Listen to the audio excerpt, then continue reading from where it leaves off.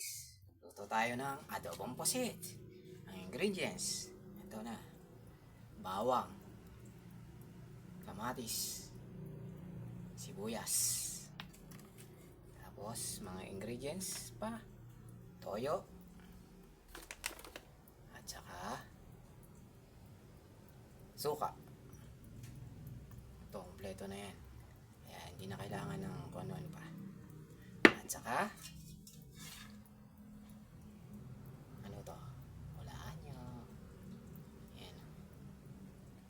pusit. Ayan. Okay. Mamaya na. Stop muna tayo. Pakulo po tayo ng kawali. Yan. Kawali ang kailangan natin. Tapos pagka mainit na, lagyan natin ng mantika. Yan. Yan. Busan natin yung mantika. Gigisa natin yan.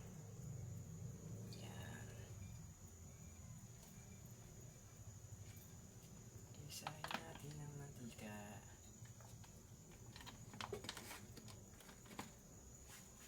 Pag kumulo na, pwede na.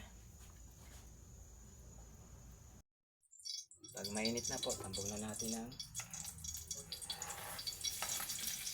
bawang. Yan po ang sibuyas.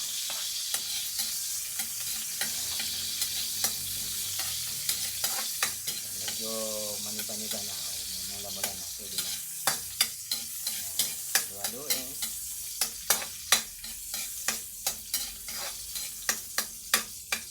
Pa, kamatis.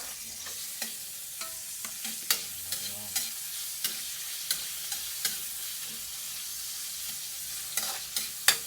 Haluin.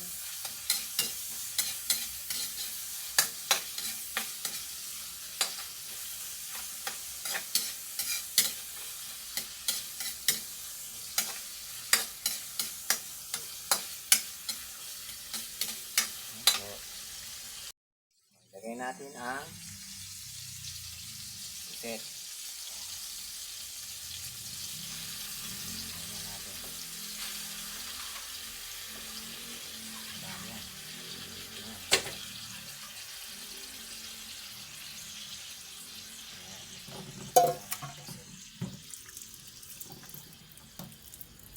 Lang natin lagyan.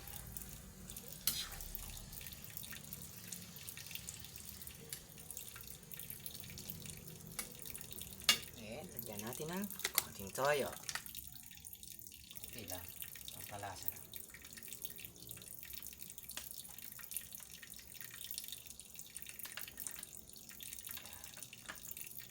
And then, suka. Halog-halogin. Dalawa.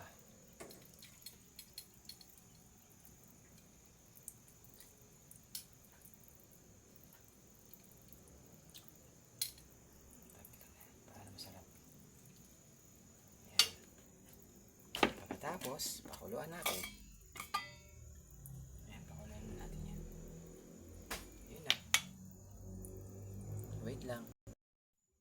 Kapag kumulo na po, ayan na. Ayan, halu-haluin natin. Ayan, kumukulo na siya. Ayan. Kumukulo na. Hintayin lang natin na lumambot-lambot ng bahagya. Ayan na po, kumukulo na. Pwede na ito. Ang sarap. Na, malasa-lasa to. Pwede na to. Okay na po to.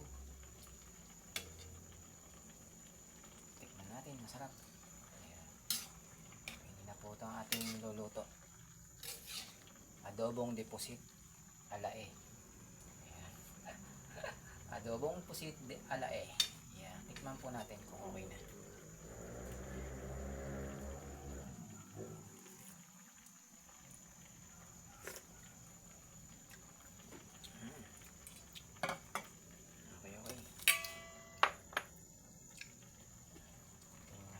Na lang.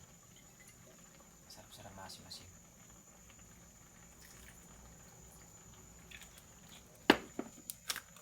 Asin-asin. Lagyan na lang asin. Asin na lang ilagay natin. Para masarap ng bagyo. Ayan. Asin. Tapos okay na.